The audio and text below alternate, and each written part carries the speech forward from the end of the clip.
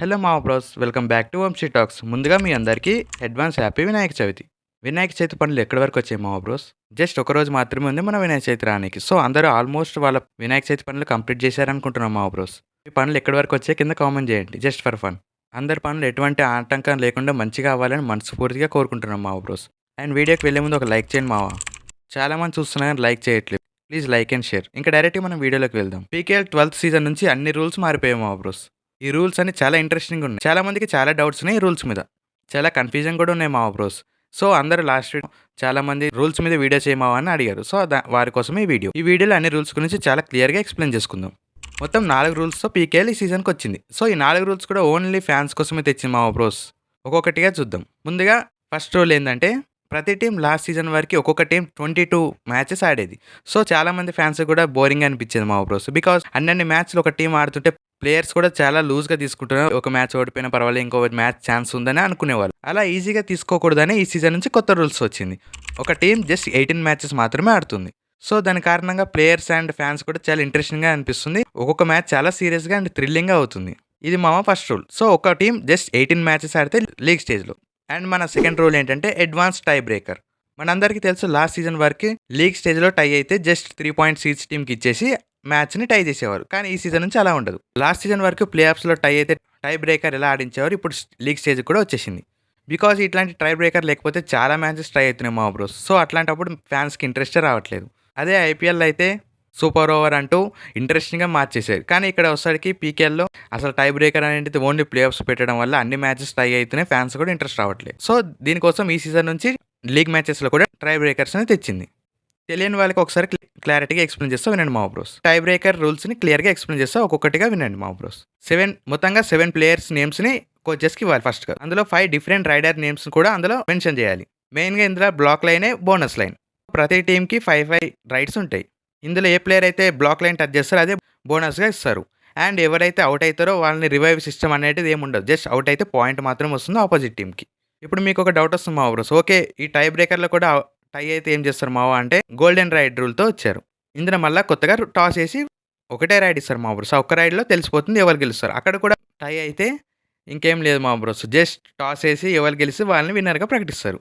దీని ప్రకారం ఈ సీజన్ నుంచి ఏ టీం కూడా టైతో వెళ్ళదు. Either win or loss. ఇది second rule. And coming to third rule. Last season వరకు గెలిస్తే 5 పాయింట్స్ అండ్ టై అయితే 3 పాయింట్స్. ఆ పాయింట్స్ టేబుల్ కూడా చాలా క్లమ్జీగా కనిపించేది, చాలా మందికి అర్థం కాలేదు. సో దానికోసం ఈ సీజన్ చాలా సింపుల్గా వచ్చారు. జస్ట్ గెలిస్తే 2 పాయింట్స్ ఆర్ ఓడిపోతే 0 అంతే. సో పాయింట్స్ టేబుల్ కూడా ప్రతి ఒక్కరికి అర్థమయ్యేలా చేశారు. And coming to last rule and confusing rule. ఇది అందరికీ కన్ఫ్యూజింగ్ అనిపిస్తుంది కానీ ప్లేయర్స్ అండ్ టీమ్స్కి మాత్రం చాలా బెస్ట్ ఆఫర్ ఇచ్చారు మా బ్రోస్. ఆ సీజన్ వరకు మనం జస్ట్ 6 టీమ్ మాత్రమే క్వాలిఫై అవుతాయి, కానీ ఈ సీజన్ నుంచి 8 టీమ్స్ క్వాలిఫై అయ్యేలా డిజైన్ చేశారు. అదేంటో క్లియర్గా ఎక్స్ప్లెయిన్ చేసుకుందాం పదండి. ఈ సినారియోని ఎక్స్ప్లెయిన్ చేసుకుని ఫస్ట్గా క్వాలిఫైర్ 1తో స్టార్ట్ చేద్దాం. ఈ క్వాలిఫైర్ 1లో ఎవరైతే, ఇది చాలా సింపుల్. ఫస్ట్ పొజిషన్లో ఉన్న టీం అండ్ సెకండ్ పొజిషన్లో ఉన్న టీం ఫస్ట్ క్వాలిఫైర్ 1 అవుతుంది. అందులో గెలిచిన వాళ్ళు డైరెక్ట్గా ఫైనల్కి వెళ్తారు. అండ్ ఇక్కడ ఎవరైతే ఓడిపోతారో వాళ్ళకి క్వాలిఫైర్ 2లో వేరే టీం కోసం వెయిట్ చేయాల్సి వస్తుంది. ఓకే, సో ఈ సీజన్ నుంచి ప్లే ఆఫ్స్లో 8 టీమ్స్ని క్వాలిఫై చేస్తున్నారు కాబట్టి డివిజన్ వైజ్గా సెలెక్ట్ చేశారు. సో ఫస్ట్గా మనల్ని ప్లే ఇన్ అనే డివిజన్తో వచ్చారు.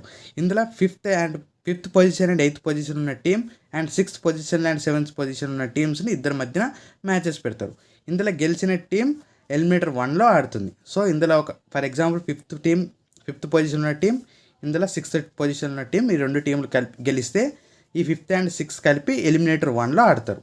ఓకే, ఈ ఎలిమినేటర్ 1లో ఎవరైతే 5th అండ్ 6th పొజిషన్ ఉన్న టీం గెలుస్తారో వాళ్ళు ఎలిమినేటర్ 2లో ఆడతారు. సపోజ్ 6th టీం ఇక్కడ గెలిచింది అనుకోండి, 6th టీం ఎలిమినేటర్ 2లో వెయిట్ చేస్తుంది. ఓకే, ఇది సినారియో. ఓకే, మొత్తం 4 టీమ్స్తో పాటు లాస్ట్కి ఎలిమినేటర్ 2కి ఒకటే టీం వెళ్తుంది. This is playing. Okay, now we will move to qualifiers. Qualifier గురించి డిస్కస్ చేద్దాం. క్వాలిఫైర్లో 3rd అండ్ 4th పొజిషన్ గురించి మాట్లాడదాం. ఇందులో ఎవరైతే గెలుస్తారో, ఎగ్జాంపుల్గా థర్డ్ పొజిషన్ ఉన్న టీం ఓడిపోయింది. సో ఓడిపోయిన వాళ్ళు ఇక్కడ గెలిచిన వాళ్ళతో లూజర్స్ ఆడుతుంది. ఓకే, ఎగ్జాంపుల్గా 4th టీం గెలిచింది అనుకోండి, 4th పొజిషన్ ఉన్న టీం ఎలిమినేటర్ 3లో వీళ్ళ కోసం వెయిట్ చేస్తారు. ఇక్కడైతే ఎవరు గెలుస్తారు, ఎలిమినేటర్ 2లో ఎవరు గెలుస్తారో వాళ్ళు ఈ క్వాలిఫైర్లో ఎవరు గెలుస్తారో వాళ్ళిద్దరికి ఎలిమినేటర్ 3 మ్యాచ్ అవుతుంది. ఓకే, ఇప్పుడు ఎలిమినేటర్ 3 విన్నర్స్ అండ్ ఆల్రెడీ చెప్పుకున్నామే first position and second position ఎవరైతే అక్కడ ఓడిపోతారో వాళ్ళకి ఎలిమినేటర్ 3 విన్నర్స్కి మ్యాచ్, అదే క్వాలిఫైర్ 2. ఇక్కడ గెలిచిన వాళ్ళు డైరెక్ట్గా ఫైనల్కి ఇప్పుడు వస్తారు. ఆల్రెడీ ఫస్ట్లో గెలిచిన క్వాలిఫైర్ 1లో గెలిచిన విన్నర్స్ అండ్ క్వాలిఫైర్ 2లో గెలిచిన విన్నర్స్ వీళ్ళిద్దరికి finals. This is the scenario. ఇది మా బ్రోస్ ఇక్కడ వరకే క్లియర్గా అర్థమైంది అనుకుంటున్నా. సో ఈ సీజన్లో ఎవరు కప్పు కొట్టే ఛాన్స్ ఎక్కువ ఉందో కింద కామెంట్ చేయండి. దాని గురించి బ్రీఫ్గా డిస్కషన్ చేసుకుందాం. ఇక్కడ వరకు వీడియో చూసినందుకు thank you so much. Please subscribe and share my videos and like the video. Thank you.